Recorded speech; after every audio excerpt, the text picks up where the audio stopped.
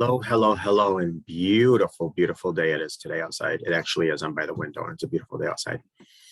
I am Coach Jay, intrapersonal relationship coach at your service. I always start my classes with a corny dad joke, and today's is this. I think my phone is broken because I pressed the home button, but I'm still at work. But if you can take two deep healing breaths with me, feel free to close your eyes or keep them open, whatever's comfortable. In through the nose, out through the mouth. In through the nose, out through the mouth. Today, I want to talk a little bit about trauma drive. Trauma drive explains a loss of motivation and more. Past trauma that we've experienced affects so many things that we do and how we live our lives. The body physically holds on to trauma. For instance, trauma can lead to over-explaining yourself to avoid conflict, which is also known as fawning, or trauma bonding relationships. It even increases our sense of motivation. This is referred to as trauma drive. While on the surface, boosted motivation may seem like a positive thing, more motivation is good, right? However, it's really not healthy or sustainable. It's not a sustainable way of operating. Why? The motivation behind trauma drive comes from a place of fear rather than authenticity. So if you felt like you've lost your urge to power through and get things done, it's not a sign that you've lost your mojo, but maybe more so a sign that you're most likely healing. So what is trauma drive? As the name of the term suggests, past trauma you've experienced essentially drives the way that you do everything in your life in an effort to avoid having those experiences again. And that's why it's coming from a place of fear, not empowerment. When we are stuck in a less than ideal situation, our bodies will react instantly based on previous trauma we are or have been experiencing. If someone with trauma finds themselves in a situation similar to what they are doing when the trauma occurred, they will certainly preemptively push themselves to overcome the issue so they will not have to relive the problem. Reliving trauma is discomforting, for lack of a better term, which is why a lot of times we stay stuck, because we don't want to go back and do the hard work, because you have to sometimes relive some of that trauma, and who wants to go through that again? In other words, trauma drive is your body's way of protecting itself from going through those past experiences again in the future. Almost similar to betrayal blindness, which if you're not familiar with what betrayal blindness is, it's like, when you do have your D-Day, your day of discovery, your discovery day, where, your spouse comes clean, or you find the lipstick in the car door, or you find the numbers under the mattress, yada, yada. Oftentimes our body will go through a process called betrayal blindness, where we actually just kind of, we consciously excuse it away. And it's because we know that if we were to actually address the issue at hand, it could become so much more, our lives could be so much more in peril. Let me give you a quick example. You're home, you have young kids, you're not working, your spouse is the one working. Your spouse pays the bills, the mortgage, the lights, the phones, the car. If you start questioning your spouse on these numbers, then what may happen is there's a separation, there's a divorce, there's whatever, and you're in fear now of your kids losing their home, your kids losing everything that they have today because you're with your spouse who's you're financially dependent on. So you will, in a lot of ways, ignore, which is what's called betrayal blindness, ignore some of those signs. It's much more deeper than that, but that's the gist. Anyway, really, excuse me, any experience that invokes trauma, such as abuse or illness, can cause trauma drive to develop.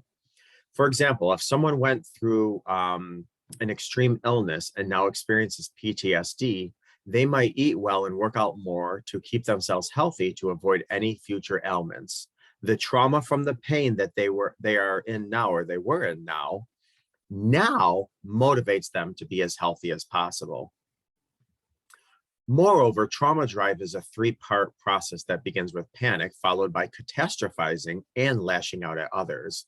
If we perceive we might not acquire the success we think we need to achieve the drive or the social acceptance that we desire, we begin to panic. Then, to quote, remove ourselves from the moment, we go into the future and become our own worst enemy with all kinds of what if questions, such as what if my mortgage isn't approved? What if my raise isn't high enough? What if I am the last of my friends to get married? And lastly, to forget the suffering that we're going through, we lash out at others, or we engage in risky acts of behavior to numb, distract, or avoid our pain. So how does trauma drive affect our lives? Trauma drive can manifest in many areas of our life, including career, finances, relationships, and how we respond to situations. Other examples include chasing material possessions, such as fancy cars, even if you don't want them, but you feel they result in social acceptance. It could also, let me just pin myself. I'm sorry, give me a second. Yada, yada. Where am I?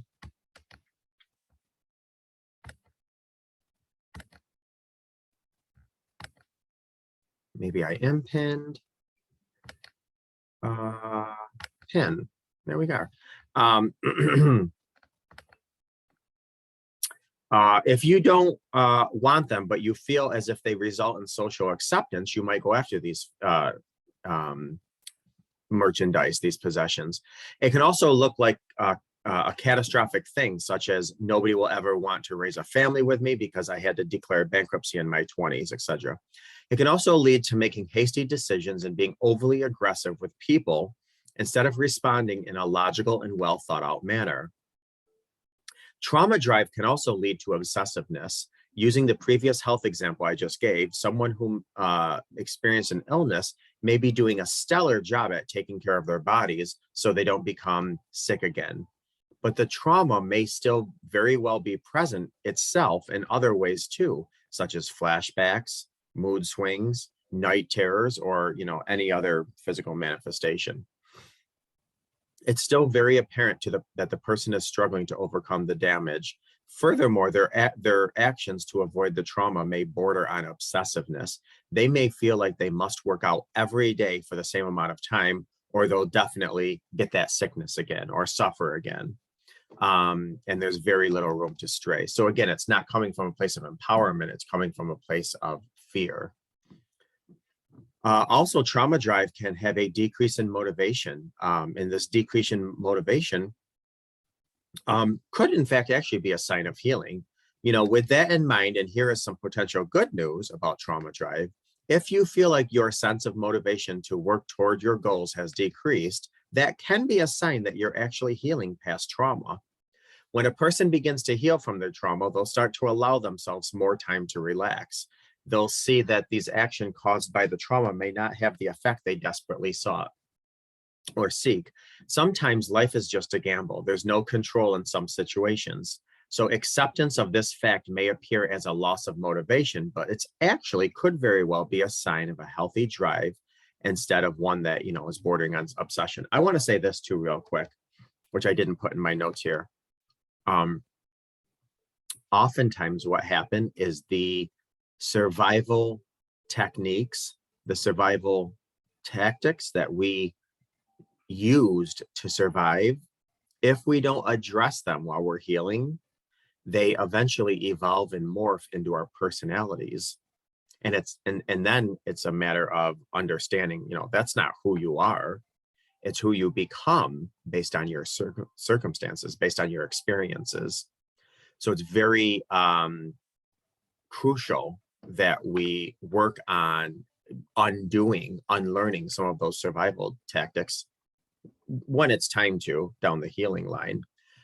because we don't want those to evolve and morph into our personalities, because then we're taking all that junk into our future life, our future relationships, and so forth.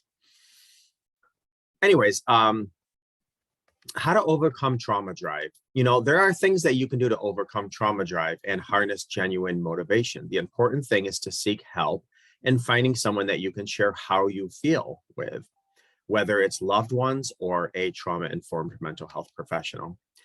Give yourself time to process things before responding is also a useful technique. Sometimes the best action is no action if you want to make a decision at a certain moment. When we are basing a decision influenced by past trauma, we're often not using our most logical thinking. And obviously, if we're triggered, emotional flooding, our mind is hijacked, we're thinking with what? Our amygdala, or certainly not our frontal cortex. Making rest a consistent priority is also an important component of healing. Pamper yourself with exercise, sleep, nourishing food, a massage or a facial, and a little mindless entertainment. If you can put in a comedy that really, laughter does so much healing. It's funny. And even if you don't laugh, you're opening up your body, mind, and soul to the possibility of laughing, which is healing. It's crucial to get off the hamster wheel and reprogram your mind, body, and soul. And most importantly, your belief system, which is why you got to be very careful what you're telling yourself. Always check your feelings with facts. Feelings are temporary, they're transitory, they're not here to stay, and you are not your feelings. Lastly, remember, healing takes time. Healing from trauma is not focusing on the hour hand as that slowly moves, but it's focusing on the second hand, because when it comes to healing, pebbles make mountains and raindrops make seas. But it does take time. And I understand that's frustrating because you want to see the progress. You want to feel the progress. You just have to know that if you're doing the work under the current, progress is happening, even though it might not be manifested in your life at that time.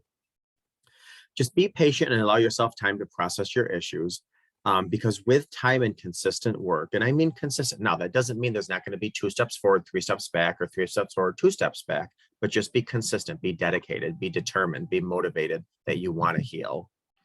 You will certainly overcome your trauma.